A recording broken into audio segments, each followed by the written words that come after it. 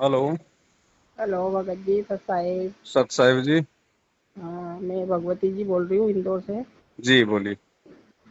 मैंने 13 में नाम लिया था, पर मेरे को अभी तक कुछ फर्क नहीं पड़ा है। अच्छा, क्या फर्क चाहिए था? मेरे शरीर में, पूरे शरीर में गिठाने हो रही है। निशान हो रहे हैं? गिठान ऑन हो रही है नस नस में। अच्छा अच्छा अच्छा, कहाँ से लिया था नाम? अपने परमात्मा हरियाणा उतरे बरवाला से। तो अरदास की थी परमात्मा से उस समय?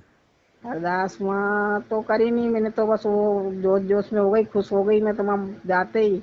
अच्छा अच्छा और अच्छा। कुछ समझाना सोचा था, बस टीवी पे देखा था तो मैंने कहा जाएंगे, तो दिल्ली भांजे के यहाँ गए थे। वहां से हम्म। बस प्रोग्राम करा कि चलना है अपने को वहां, देखे तो कुछ जान रास्ता भी नहीं मालूम था। वैसे हम्म चले गए हम तो। वहां हम्म। जाके देखा तो मन ऐसा हो गया बिल्कुल।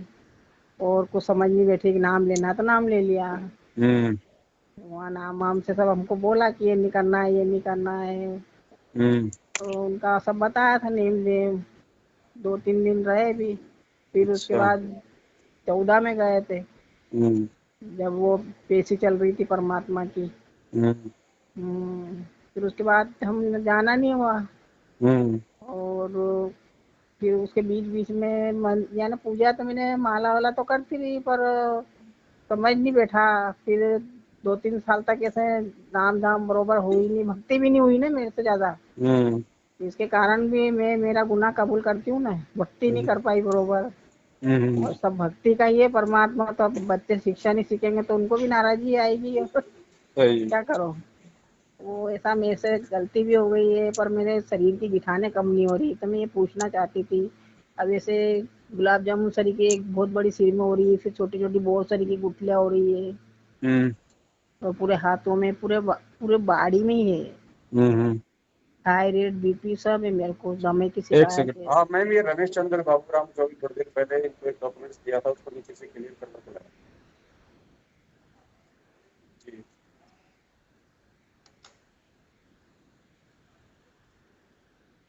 हेलो। जी बहन। हाँ, तो मैं आपसे पूछना चाहती थी भाई, मैं क्या अरदास तो अभी करती हूँ, अब मैंने जोत भी शुरू कर दी है, सुबह का भी मैं करती हूँ माला। सतनाम तो मेरे को मिल चुका है। हम्म तो मैं वो सुबह भी करती हूँ, दोपहर की भी रमनी करती हूँ, सुबह के नित्यनेम की भी, शाम की हम्म भी। अभी हम्म फिर से मैंने कहा आपका वो देखा है भाई, करो आप तो परमात्मा आएंगे जब आशीर्वाद ले लेना, अभी तो भक्ति चालू रखो। तो अभी आपके जब सुना मैंने, जब से मैं पूरी भक्ति में हूँ। हम दोनों ही भगत जी नाम। देखो और घर बहन, में बीच क्या। में जो भी गलतियां हुई थी तो वो गलती हमारी। हाँ। और उसके बाद अगर आपको समझ में आया है किसी भी माध्यम से तो बहुत अच्छा। अच्छी बात है। हम्म। और दोबारा से आपने भक्ति शुरू की, ये भी बहुत अच्छी बात है। ये भी परमात्मा ही प्रेरणा करते हैं भक्ति की। हाँ। तो अब देखो बहन, ऐसा है, इसमें है मुख्य चीज मर्यादा। हाँ। नियम हमने वो ही निभाने पड़ेंगे जो आपको गुरुजी ने पहले बताए थे, या जो भी आपको सतनाम मिलने के बाद जो मिला। अब नियमों में बहन अगर त्रुटि करेंगे तो बहन जी फिर फायदा देखो होगा नहीं। जैसे मेरे गांव चले गए तो 1 महीने तक भक्ति उधर नहीं हुई, फिर इधर अब नहीं, पर यही मैंने यही यही तो दीपक दिक्कत माला। है ना। हाँ, क्योंकि अब ये क्यों हाँ। नहीं हो पाई, क्योंकि अभी तक हमने भक्ति को अपने जीवन का प्रथम मकसद नहीं बनाया। जिस दिन भक्ति को जीवन का प्रथम लक्ष्य बना लेंगे ना, उस दिन फिर कोई दिक्कत, कोई मर्यादा, कोई संघर्ष करने में दिक्कत नहीं होगी। अब मैं तो रोज उनसे अरदास करती हूँ मैं, तो जी प्रार्थना में बैठती जब भी। हाँ, पर अब मैं क्या करूँ, शरीर से बहुत दुखी हो गई। वो भी परमेश्वर ही दया करेंगे। मालिक से ही प्रार्थना करती रहो, मालिक से ही अरदास करती रहो, उन्हीं के आगे आप रोती रहो।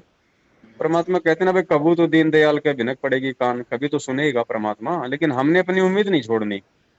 अब इस दरबार के अलावा और कोई दरबार है नहीं कहीं। ये बात तो सही है आपकी, सत्य बिल्कुल। और वो देखो बहन, ऐसा है, मैं तो खुद एक जीता जागता उदाहरण हूँ बहन। मैं तो 7 साल से किन परिस्थितियों में रह रहा हूँ। ठीक है भाई, किसी को शरीर की दिक्कत है, किसी को पैसे की दिक्कत है, भाई किसी को परिवार की दिक्कत है, किसी को कोई दिक्कत है ना। अब समस्या तो मैं बहुत है भगत जी, पर हाँ, समस्या बस मेरी गिठाने का रोक हो जाए। और तो समस्या बहुत है, बताने को तो बहुत मजबूर जी हूँ मैं भी। सही बात पर है। मैं बता नहीं सकती, परमात्मा के आगे ही रो सकती हूँ मैं तो। बिल्कुल बहन, देखो मालिक जरूर सुनेगा, ऐसी बात नहीं है, वो जरूर सुनेगा। सुन क्यों नहीं रहा, इसका भी कोई ना कोई कारण है, कोई ना कोई रीजन है। परमात्मा आपके भाव को, आपकी प्रार्थना को उस स्तर तक लेके जाना चाहता है कि वो आपकी सुने। इतनी कसक, इतनी पीड़ा आपकी प्रार्थना में हो, है कि नहीं? तो मालिक जरूर दया करेगा बहन जी। और ये कब दया कर देगा और ये कब आपका काम हो जाएगा, परमात्मा पता भी नहीं चलने देगा। लेकिन हमने उम्मीद नहीं छोड़नी बिल्कुल भी। जो विधि नहीं, परमेश्वर ने बताई है, हमने उस पर लगे रहना है, चाहे कोई मैं कुछ कहे। अनपढ़ भी हूँ मैं, पर मैं फिर भी मैं शुरू का जो परिणाम था वो मैं पढ़ लेती थी। जी जी जी जी, दया और मालिक की। फिर नहीं तो पढ़ नहीं पाती थी मैं, आपस हाई नहीं करती थी। जी जी और अभी है नेट में आरती मोबाइल से सुनती हूँ, शाम की भी जी जी। आरती में बराबर होती, सवेरे की वो नित्यनेम की है, तो वो मेरे से कुछ कुछ वचन सुनने में आते हैं, कुछ कुछ नहीं तो मैं बोलती नहीं हूँ, तो समझ में नहीं आते, तो कोई बात नहीं, धीरे बस धीरे वो ध्यान। सब वो गुरु जी के सत्संग सुनते रहने से बीच बीच में परमात्मा जिक्र करते रहते हैं ना उन वाणियों का। संसद हाँ, तो धीरे उसमें सुन धीरे। लेती, मोबाइल में सत्संग तो सुना करती, मेरा हाथ में भी लगा लेती 11-12 बजे, सुबह भी दिन में भी, कभी भी हो जाता सत्संग का, तो मेरे बस मोबाइल में चिप डली है। बस तो यही विधि है बहन, इस विधि के अलावा और कोई विधि नहीं। और दूसरी बात देखो, लाभ ना होने का दूसरा कारण क्या था बहन, कि हम जो हिसार की तारीखों पे जा रहे थे, इन लोगों के सत्संगों में जा रहे थे, वहां पे ना कोई नियम है, ना कोई मर्यादा है।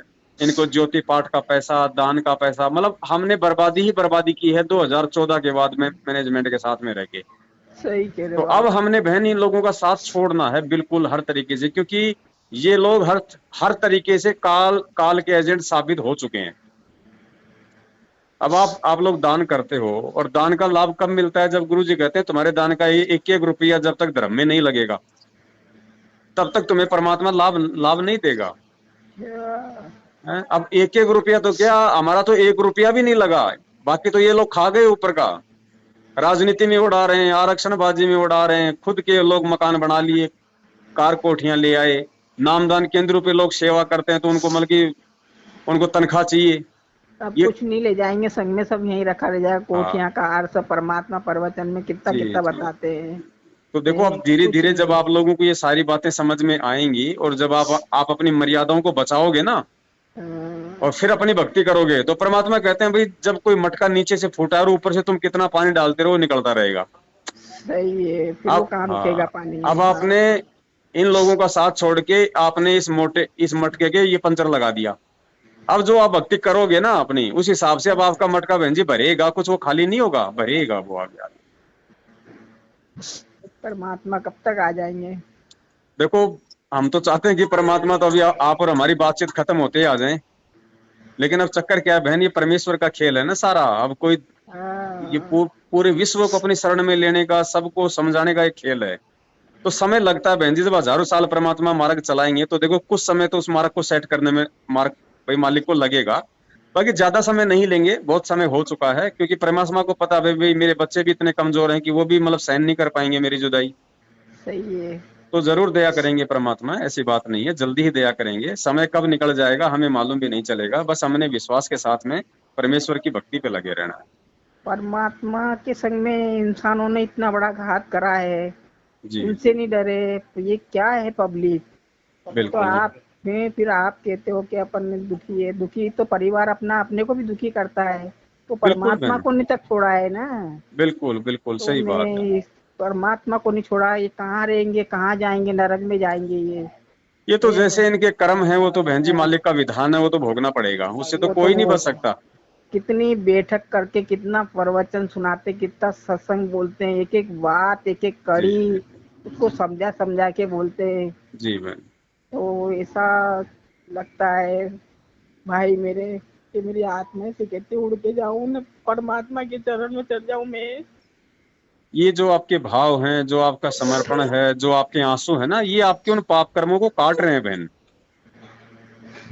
बहुत दुख होता है, गिठानों से भी बहुत तकलीफ सेकंड होती, फ्लोर है। पीड़ा होती मेरी। हाँ हाँ, 3C, हाँ, 3 वार्ड। जी। वो जोत का क्या है, जोत जलाते हैं ना, उससे भी शांति मिलती है। हेलो। जोत क्या?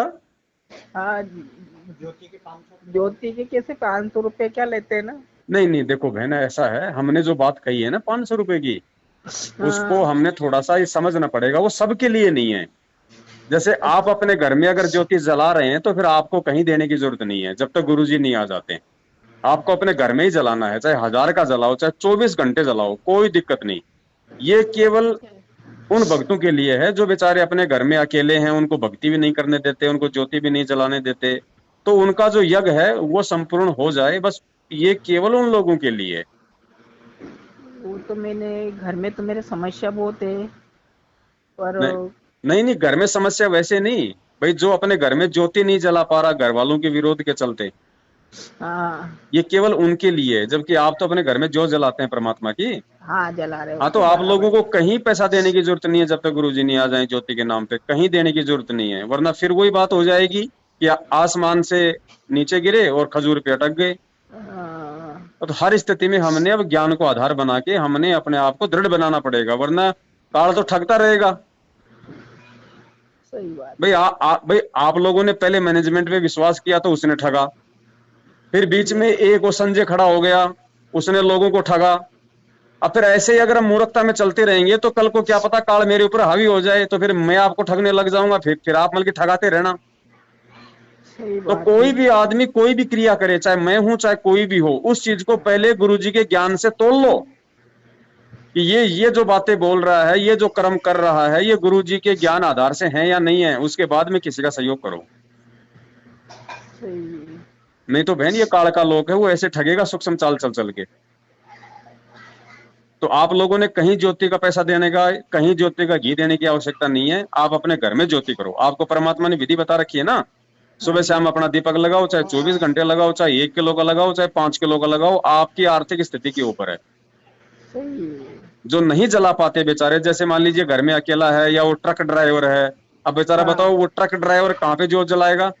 अच्छा उनके उसका देते हाँ, हैं वो पैसा। हाँ उनके लिए है, और उनके लिए भी वो तब तक है जब तक उनकी स्थिति ठीक ना हो जाए, जब तक कि वो खुद अपने घर में जलाने के लायक ना हो जाएं, तब तक।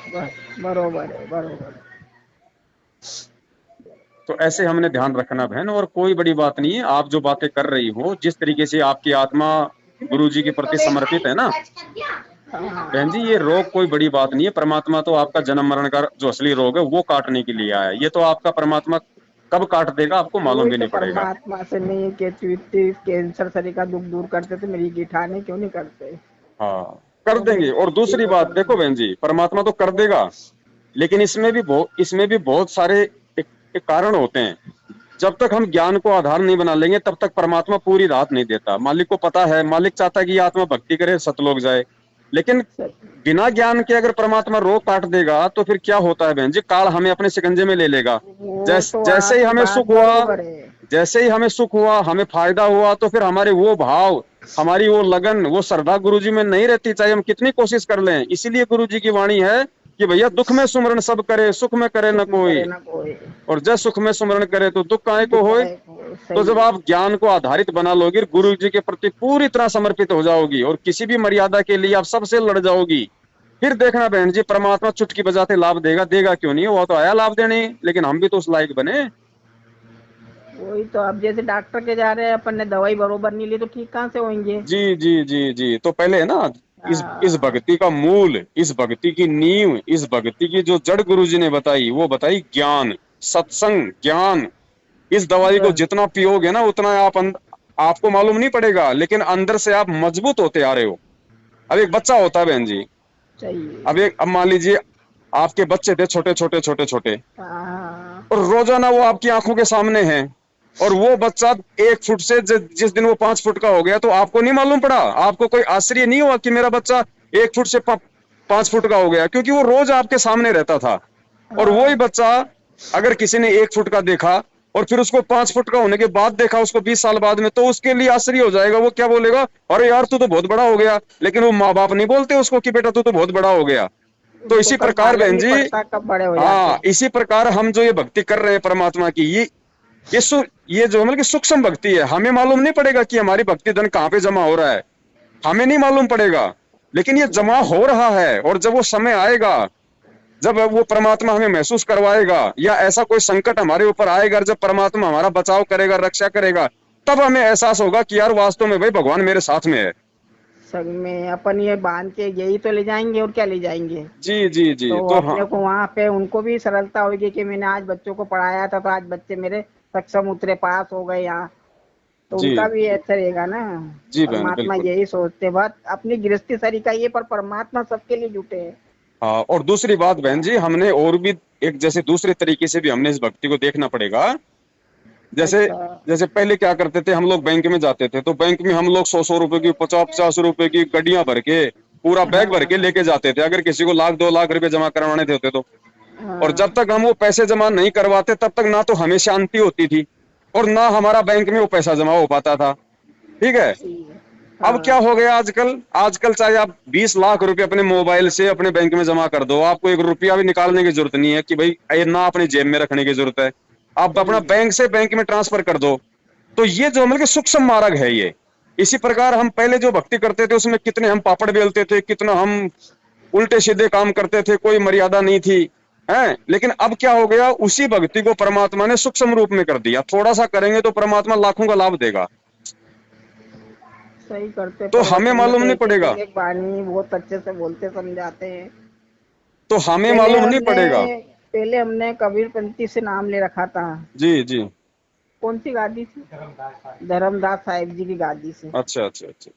तो उसमें हमने साल 2 साल रखा, ऐसा बच्चे हुए, पोता हुआ पहले, जी पर कोई परेशानी नहीं हुई। जी। पर हमको वहां से मुक्ति का साधन नहीं दिख रहा था। हम्म। और कुछ जैसे ही ये परमात्मा के बजे मैंने फिर टीवी पे देखा। हम्म फिर टीवी पे 2-3 चक्कर मैंने सत्संग सुना तो मेरे को ऐसा लगा कि नहीं, अपन तो अब यहीं चलते हैं। हम्म। पर देखा नहीं भगत जी, अपन कहाँ चलेंगे, मैंने चलेंगे वहां तक, चलेंगे देखेंगे हिसार तक। जी जी इसके जी बाद में कोई बताएगा इसे भाई इतनी दूर परमात्मा का है ये है। जी। हम रात को पूछे जब 11 बज गई, अब मैंने कहा कहाँ जाएंगे, फिर वो एक टेम्पो वाला निकला, बोले हम छोड़ देंगे, 30 किलोमीटर दूर है वहां से, बोले। हम्म। हमको थोड़ा शांति मिली कि नहीं जा रहे, फिर उतर गए वहां, फिर वहाँ कोई भी नहीं, सूना रोड हो गया अब। हम्म। उसके बाद भक्त लोग ये पुस्तक पुस्तक लेने जाते हैं इधर उधर, जो भी आ रहे हैं भक्त लोग उनको लेके भी आते थे, फिर वो मिल गए। आश्रम में ले जाते, मैं तो भगत जी सब कुछ भूल गई। फिर ऐसा लगा कि अपन कहाँ आ गए। इतना अच्छा लगा ना, नाम धाम में मैंने कुछ ऐसा सोचा कि ये क्या करना है, क्या अरदास करूं क्या नहीं करूं, यानी मेरे को तो कुछ अलग ही खुशी महसूस हो गई थी। तो समझ में ही नहीं आ रहा था, यही मेरे से गलतियां बहुत हुई कि परमात्मा में इतनी हो गई कि मेरे को तो कुछ ध्यान ही नहीं रहा, कुछ लगन नहीं, कुछ सोचा नहीं समझा नहीं।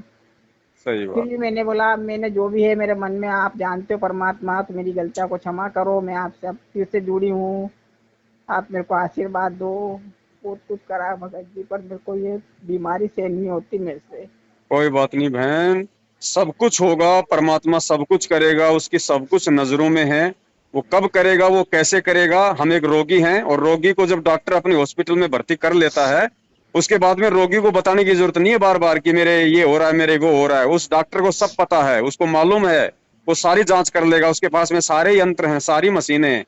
हमें केवल चुपचाप लेटे रहना है। अगर हमें ये पक्का यकीन है कि मैं हॉस्पिटल में हूँ, अगर ये यकीन है कि मैं हॉस्पिटल में हूँ और डॉक्टर मेरे सामने है, तो फिर आपका रोग 100% कटेगा। तो बहन, इसी प्रकार आध्यात्मिक जीवन में सबसे पहले तो हमें ये विश्वास हो जाना चाहिए कि वास्तव में मेरा गुरु खुद परमात्मा है, खुद वो कबीर भगवान है, और ये भक्ति मार्ग दुनिया का सबसे बड़ा हॉस्पिटल है। अगर यहाँ रोग नहीं कटेगा तो दुनिया में कहीं नहीं कटेगा। जिस दिन इतना विश्वास हो जाएगा ना बहन जी, परमात्मा चुटकियों में लाभ देगा, फिर आप देखना।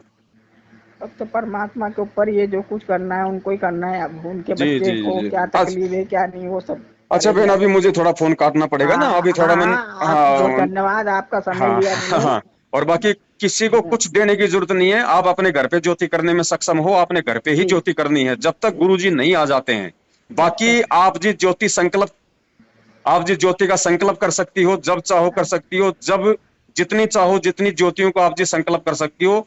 लेकिन जिन ज्योतियों को आपने संकल्प किया है वो ज्योतियां केवल आपको गुरुजी को ही देनी होंगी जब गुरुजी आएंगे। ठीक। सत्साई। सत्साई बहन। सत्साई।